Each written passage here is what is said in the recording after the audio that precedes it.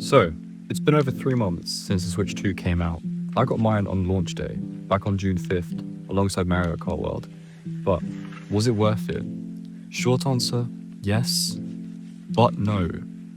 Launch day for the Switch was a little short of insane. It sold out in a lot of stores in mere hours, and within 4 days, over 3.5 million units were sold worldwide.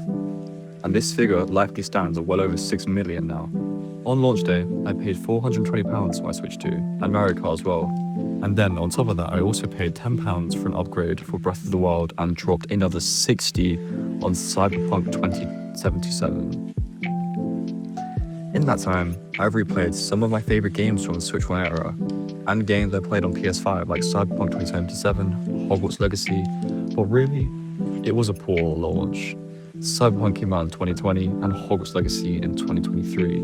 Not to mention, Breath of the Wild was in 2017. There had not been really any launch titles for the Switch 2 besides Mario Kart.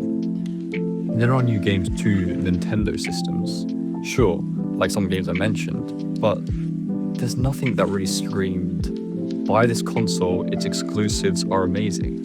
Because like I said, Cyberpunk is better on PC or PS5 or Xbox Series X. On the Switch 2, yeah, it's good, but there's a better way to play it, actually. Let's take a look at the first-party games the Switch 2 launched with. And guess what? You're in for a treat. Here it is. Mario Kart World and Nintendo Switch 2 Welcome Tour. Yeah, that's it. That's all the Nintendo first-party games that launched for the console. That's great.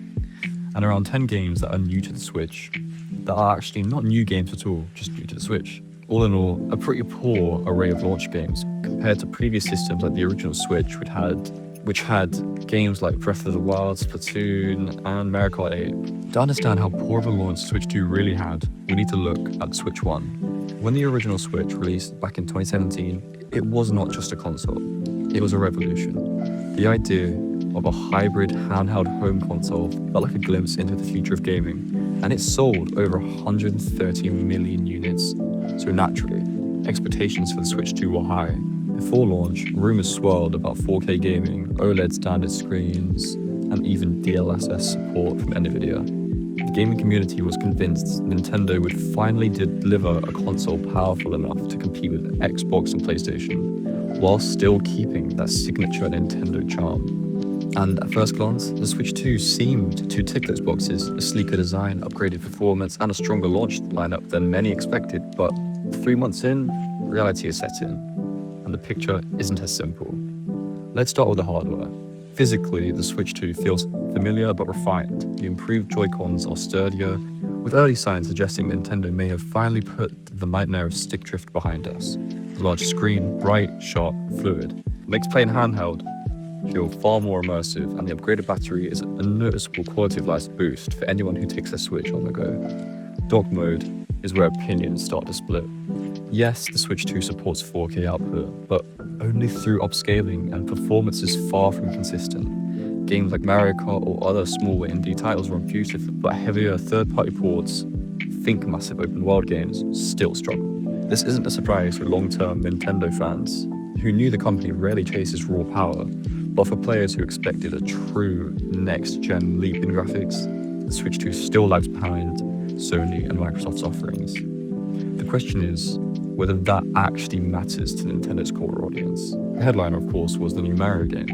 Alongside that, Nintendo filled the shelves with upgraded versions of fan favorites, like the unupgraded version of Breath of the Wild and Tears of the Kingdom. These were definitive additions of Switch 1 classics with improved performance and visuals.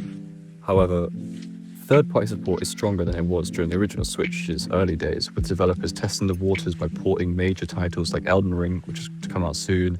But while it's exciting to see franchises like Elden Ring running on the handheld device, compromises in resolution and frame rate remind us of the console's limitations.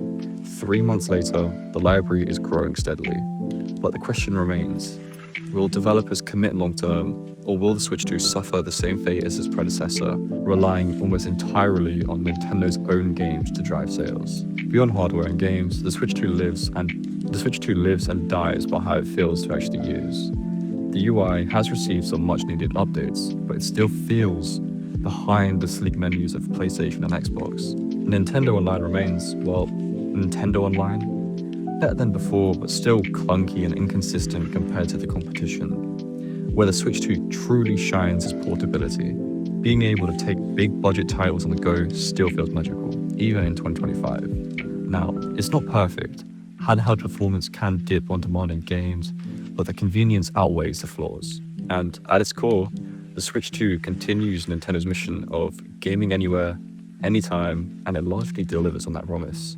So, 3 months later, how does the Switch 2 really add up? The good, it's portable, it's sleek, and Nintendo's first titles look and feel better than ever. The bad, third-party performance is inconsistent, online services lag behind the competition, and for players who expected a powerhouse console, this still isn't it. The Switch 2 is a story of expectations versus reality. For Nintendo fans, it's a worthy successor that takes the best parts of the original and refines them.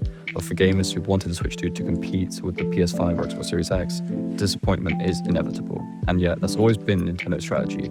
They don't try to win the arms race of raw power, they win by being different. The real question isn't whether the Switch 2 is good today, but whether it can stay relevant for years to come. Nintendo's track record suggests the library will only grow stronger, with inevitable Mario, Zelda, and Pokemon entries on the horizon. Now, if third-party developers stick around, the Switch 2 could cement itself as the go-to hybrid console for this generation. But if they don't, Nintendo may again need to rely on their own games to carry the system. So, did the Switch 2 live up to the hype? Honestly, depends on what you wanted it to be.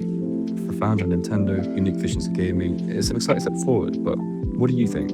3 months in, has the Switch 2 delivered for you, or are you still waiting to be convinced? Let me know in the comments, and if you enjoyed this breakdown, consider subscribing for more deep dive gaming essays. Thanks for watching.